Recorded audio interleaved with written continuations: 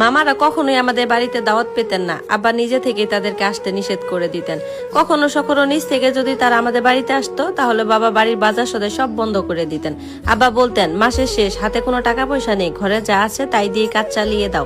মা কিছুই বলতেন না, ঘরে যা থাকতো তাই খাইয়ে মামাদের বিদায় করে দিত। যাওয়ার সময় কড়া গলায় শাসিয়ে দিয়ে বলতো, কতবার বলেছি যে এই বাড়িতে আসবি না, তাও দুদিন পর পর কেন চলে আসিস।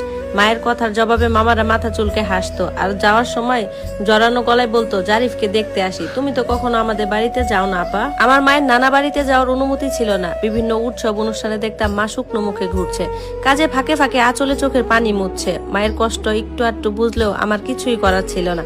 আমি শুধু দেখতাম মা নিজের হাতে পোলাও কুরমা রাঁধতো, যত্ন সহকারে বাড়ির সবার পাতে তুলে খাওয়াতো, তবে নিজে কিছুই মুখে তুলতো না। খেতে ইচ্ছে করছে না বলে সবসময় এড়িয়ে যেত। আব্বার কাছে এই বিষয়টা সবসময় স্বাভাবিক লাগতো, তিনি কিছুই বলতেন না। মায়েরা 3 ভাই বোন, মা বড়, ছোট 2 ভাই। কতই বা বয়স, একজনে 12 আর অন্যজনে 15। নানা নেই। ছোট মামা জন্মের পরপরই নানা মারা গিয়েছেন। অভাবের সংসার, নানি 3 ছেলে মেয়েকে নিয়ে কোনো রকম খেয়ে পড়ে দিন কাটায়। এমন অবস্থায় হঠাৎই দাদা মায়ের জন্য বিয়ের প্রস্তাব নিয়ে গেলেন। স্কুলে যাওয়ার সময় মাকে তিনি দেখেছেন, দেখেই পছন্দ করে ফেলেছেন। অপরূপ সুন্দরী মেয়ে, বিয়েতে তেমন একটা খরচ করতে হবে না, সংসারের অভাব কিছু কমবে, এসব ভেবেই বোধহয় নানি বিয়েতে রাজি হয়ে গেলেন। অবশ্য রাজি না হওয়ারও কিছু ছিল না। আব্বা তখন সরকারি চাকরি করেন। দাদার আর্থিক অবস্থা জমিদারের চেয়ে কোনো অংশে কম ছিল না। বিশাল বড় বাড়ি, বাড়ির পেছনে 4 বিঘে জায়গা জুড়ে পুকুর পাড়, সামনে ফুলের বাগান, 2টো গাড়িও আছে, নিজেদের ব্যবসা আছে। এমন ছেলে পাওয়া তো ভাগ্যের ব্যাপার। পাড়া প্রতিবেশী সবাই মায়ের ভাগ্যের তুমুল প্রশংসা করলো। সবাই এমন রাজকপাল নিয়ে জন্মায় না। বিয়ের পর মা এই বাড়িতে এসে উঠলো। বনিদি বাড়ির বনিদি নিয়ম নীতি। দাদা সবাইকে এমন দেখালেন যেন তিনি খুব অসহায় একটা মেয়েকে ছেলের বউ করে নিয়ে এসেছেন। সমাজের মহানুভব মানুষের তালিকায় তার নাম সবার উপরে থাকা উচিত। তবে এই কথা সত্যি যে মায়ের বিয়েতে নানির 1 পয়সাও খরচ হয়নি। দাদা নিজে সব কেনাকাটা করে দিয়েছেন। বিয়ের দিন 2-4 জন বরযাত্রী খাওয়ার আয়োজন ছিল। তিনি বিয়ের আগের দিন রাতে লোক দিয়ে সব বাজার সদাই নানি বাড়িতে পাঠিয়ে দিয়েছিলেন। এমনি ভাবে দাদা সবার কাছে মহান মানুষ হয়ে রইলেন। আব্বা অল্প বয়সে অনবদ্য সুন্দরী একটা মেয়েকে নিজের বউ হিসেবে পেলেন। নানিও কোনো খরচ ছাড়াই বড় মেয়েকে বিয়ে দিতে পেরে হাফ ছেড়ে বাঁচলেন। সবকিছুর মাঝে মা খুব বড় বিপদে পড়ে গেল।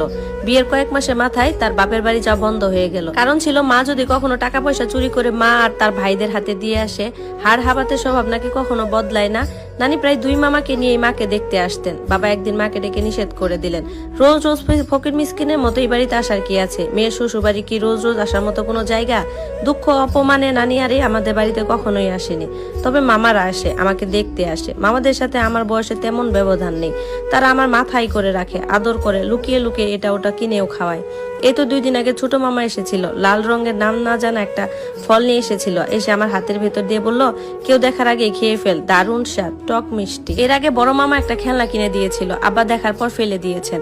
কড়া গলায় বলেছেন, এত দামি খেলনা থাকতে এসব আজে বাজে জিনিস দিয়ে খেলতে হবে কেন? কত দামি খেলনার?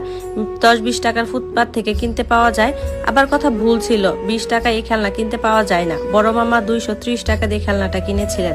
নারকেল গাছে উঠে সুপারি পেরে টাকা জোগাড় করে মামা আমাকে ওটা কিনে দিয়েছিলেন। মামা সব মায়ের কাছে স্বীকার করেছিল, আমি তখন শুনেছি, কিন্তু আব্বা শুনেননি। বারবার বলার পরও হাত থেকে খেলনাটা নিয়ে পুকুরে ছুঁড়ে ফেলে দিয়েছিলেন। প্রতিদিন গোসলের সময় আমি ওই খেলনাটা খুঁজি, পাই না। তখন আমার খুব কান্না আসে, চোখে জ্বালা করে। আজ আমাদের বাড়িতে অনুষ্ঠান, দাদার মায়ের নামে মিলাদ হবে, বেশ কয়েকজন এতিম খাওয়ানো হবে। আবার সমস্ত বাজার সদাই নিয়ে বাড়ি ফিরতেই মা তার কাছে গেল। নরম গলায় বলল, মারুফ আর ফিরোজকে আসতে বললো।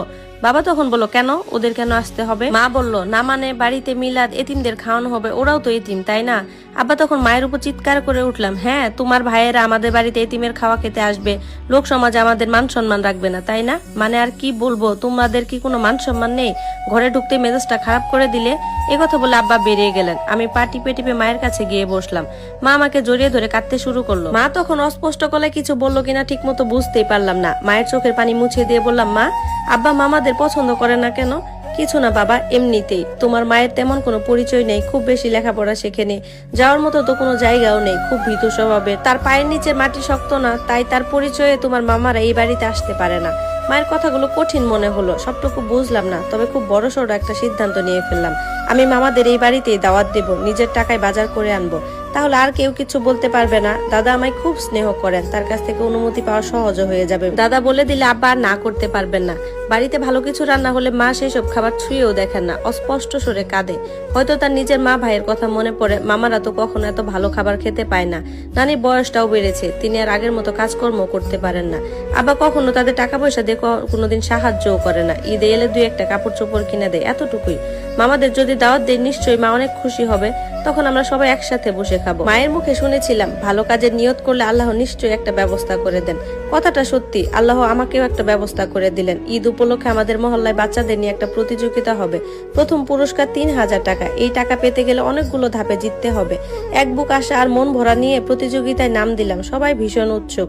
সাদা খামে মোড়ানো 3000 টাকা হাতে পেয়ে গেলাম। আমার চোখে পানি এসে গেল। আমার দাদা গর্ব করে বললেন, সবাই দেখো, আমার দাদা ভাই মহল্লা সবাইকে হারিয়ে দিয়েছে।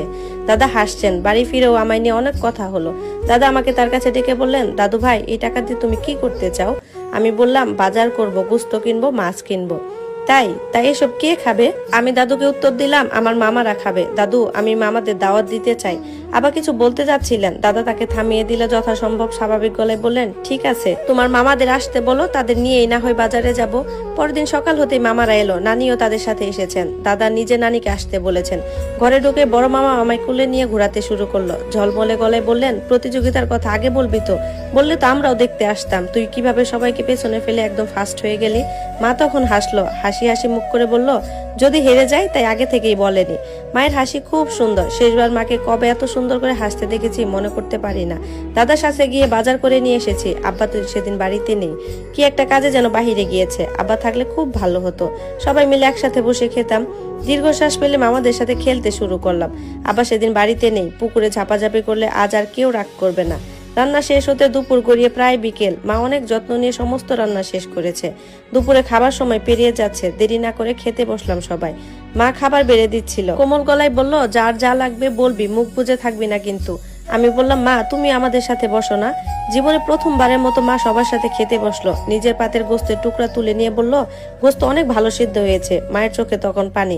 সে চোখে পানি লুকানোর আপ্রাণ চেষ্টা করছে, কিন্তু পারছে না। মায়ের ভাবসাব আমি বুঝতেই পারি না। এখন এখানে কান্নার কি আছে? হাত মুখ ধুয়ে মায়ের কোলের কাছে গিয়ে বসলাম। বিরক্ত মুখে বললাম, মা তখন তুমি কাঁদছিলে কেন? মা আমাকে জড়িয়ে ধরলো। অসম্ভব কোমল গলায় বলল, সব খুশি তো হাসিতে প্রকাশ করা যায় না বাবা। মাঝে মাঝে খুব বেশি খুশি হলে মানুষের চোখে পানি এসে যায়। আমি একটু হাসার চেষ্টা করলাম। মাঝে মধ্যে মা অনেক কঠিন কথা বলে, আমি সেসব কথা মানে বুঝতেই পারি না। তখন নিজেকে কেমন যেন অসহায় লাগে। একদিন মাকে খুব করে বকা দিতে হবে, কেন সে এত কঠিন কথা বলে। মা আমাকে আরো একটু শক্ত করে জড়িয়ে ধরলো। ফিসফিসিয়ে বলল, জীবনের সবচেয়ে সুখের মুহূর্ত হলো প্রিয় মানুষদের তৃপ্তি সহকারে খেতে দেখা। মায়ের এই কথাটা আমি বুঝলাম। অদ্ভুত রকমের